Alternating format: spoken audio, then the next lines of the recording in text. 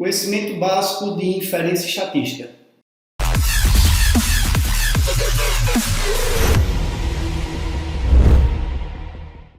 Bom, você provavelmente o engenheiro já em sua grade curricular já assistiu aulas de inferência estatística. Naquele momento, todo aquele conceito você conseguiu absorver naquele momento, algum percentual residual existe ainda no seu conhecimento, que o conhecimento é algo que você alimenta, e se você passar determinado tempo sem utilizá-lo, sem praticá-lo, você pode perder alguma dessas memórias que você já tinha bem frescas no momento que você estava utilizando.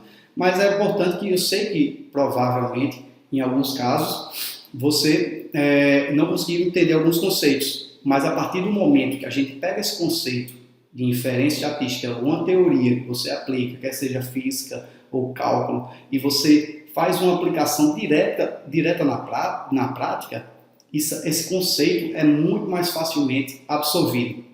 Então a gente não precisa ter todo aquele conhecimento acerca da inferência estatística e, de fato, os softwares vão facilitar muito esse seu entendimento para você ter de respostas e cálculos dessa inferência, mas você precisa ter aqueles conhecimentos importantes que foram passados, o que é uma curva de Gauss, como é o comportamento desses dados, que são intervalos. Tudo isso aí, se você tiver o conhecimento aprofundado na teoria, você vai conseguir fazer uma análise dos resultados e poder trabalhar de forma mais efetiva para concluir o seu modelo e deixar ele em conformidade total com as normas técnicas. O profissional que atua na engenharia de avaliação deve ter conhecimento acerca da inferência estatística básica aplicada à avaliação de imóveis. Os conceitos são importantes para a análise, como eu falei, dos resultados. Importantíssimo. E sem os conhecimentos teóricos básicos, a análise dos resultados ficará comprometida. Então, não é para se negligenciar esses conceitos de inferência estatística. Muita gente cai, os primeiros avaliadores, cai nesse erro fatal, que é dedicar-se exclusivamente aos números e esquecer os conceitos por trás desse número. Então, eles demoram muito tempo para poder desenvolver o seu modelo estatístico e finalizar um laudo, se for o caso de utilização do método comparativo de dados de mercado por inferência estatística. Conhecimentos de normas técnicas específicas. Quando se fala em avaliação de imóveis para engenheiros e arquitetos que ainda não conhecem a fundo a atividade, colhemos basicamente duas respostas. Para alguns, essa atividade é totalmente subjetiva e não precisa de normas técnicas para atender uma avaliação. Você analisa o mercado lá e diz que o valor do mercado é X reais por metro quadrado. E para outros, acreditam que deve ter uma infinidade de normas. Aqueles que têm um pouco mais de contato com colegas que atuam na área, eles acham que realmente é muito diverso a quantidade de normas a serem atendidas para poder validar um laudo. Mas ambos estão errados. Para normas de avaliação que a gente tem hoje na ABNT, é uma norma, que é a 14653, que ela é particionada. Então ela tem a parte 1, onde tem os conceitos gerais para a avaliação, e esses procedimentos gerais até de certa forma reduzido, são umas 30 páginas, e dessas 30, boa parte dela aí, ela é composta de definições e conceitos a serem aplicados, e existem as normas segmentadas, essas são as partes 2, 3, por aí vai, na sequência, mas o que é voltado para o engenheiro civil, por exemplo, é a parte 2. Para o engenheiro mecânico existe uma outra parte, a 14653, aí tem outra parte também. Então, isso aí deixa o trabalho de conhecimento de normas restrito para a sua atribuição. Se você é engenheiro ou arquiteto, você precisa ter o conhecimento básico da norma técnica procedimentos gerais, que é para todos, né? E a norma parte 2, que é a avaliação de imóveis urbanos. A avaliação de imóveis rurais são engenheiros agrônomos que devem ter essa especialização, essa capacitação, essa habilitação, né? Então, e a parte 2 da norma também, ela inclui essas 4 metodologias que eu apresentei. E a metodologia bem mais utilizada, cerca de 90% dos casos, vai depender do tipo de mercado que você estiver atuando, mas para imóveis residenciais em especial e comerciais, metodologia do comparativo direto de dados de mercado vai ser grande parte dela. Então, nessas 60 páginas que a gente tem da norma 14653, parte 2, que seriam de imóveis, avaliação de imóveis urbanos, ela, além de ter os conceitos, ela vai ter as 4 metodologias, explicando o detalhamento de cada metodologia dessa, o que fica restrito se você estiver trabalhando 90% dos casos no método comparativo direto de dados do mercado, fica restrito a uma parcela mais reduzida da norma também.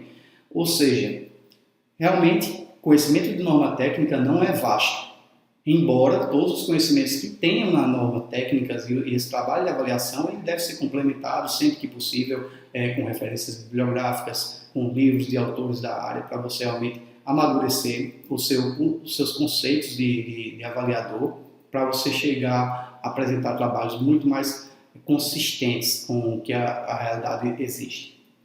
E seu laudo deve seguir uma norma, como tudo na atividade de engenharia, você deve seguir porque as normas técnicas existem e foram trabalhadas e foram criadas para realmente dar um bom direcionamento para os profissionais, e nos casos de avaliação não é diferente, você deve seguir todos os preceitos para poder fundamentar um laudo.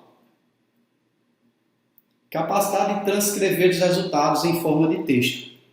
Como falei, você tem que sintetizar textualmente todos os seus cálculos. Você vai trabalhar, vão ter 3 etapas para você fazer a avaliação de imóvel. Você faz a vistoria, volta para o escritório, dentro do escritório ou até em campo. Você faz uma coleta de dados e você vai fazer a análise desses dados. A análise desses dados por meio de números, primeiramente, mas vai findar com um trabalho que seria o laudo de avaliação. Esse laudo de avaliação, você vai ter tanto a parte técnica, a memória de cálculo que levou você a concluir um determinado valor, a inferir um valor, um resultado, quanto um texto para você descrever quais são as variáveis que você utilizou, por que você utilizou aquelas variáveis, o que você considera do mercado, como é que ele deve estar se comportando, o que é que interfere no valor. E não simplesmente você fazer uma conclusão numérica e o seu cliente, independente se seja o juiz, no caso do perito judicial, ou qualquer cliente particular, não olhe só um documento com vários números e pode ter até muitas páginas e o resultado ser a única coisa que lhe interessa, o valor final do imóvel. Você tem que convencer, trabalhar da forma, com as palavras, da forma que seja entendida pelo seu cliente e seja possível que ele dê confirmação e aceite aquele valor que você está propondo. Afinal de contas, em todas as situações, existem 2 pessoas na situação de avaliação de imóveis. Existe uma pessoa interessada na venda e outra pessoa interessada na compra. Então, é da natureza humana que essa pessoa que esteja interessada em vender o seu imóvel, botar seu imóvel à locação, ele tem um interesse pessoal e tenha um valor pessoal naquele imóvel, às vezes maior do que o mercado vai pagar. Em contrapartida, em contramão, você tem uma pessoa interessada em comprar esse imóvel, ou interessada em adquirir esse imóvel. E essa pessoa interessada em adquirir esse imóvel, da natureza dele também, é muito importante que ele tenha esse ímpeto por baixar esse valor do mercado. O que o vendedor está propondo, geralmente ele considera um pouco mais caro, com a capacidade dele de compra, e aí você tem que não agradar o seu cliente, você tem que comprovar a seu cliente as informações que levaram você a concluir que aquele imóvel por mais valor sentimental que tenha, inclusive em algumas situações, ele não tem, o mercado não paga esse valor que você está pleiteando.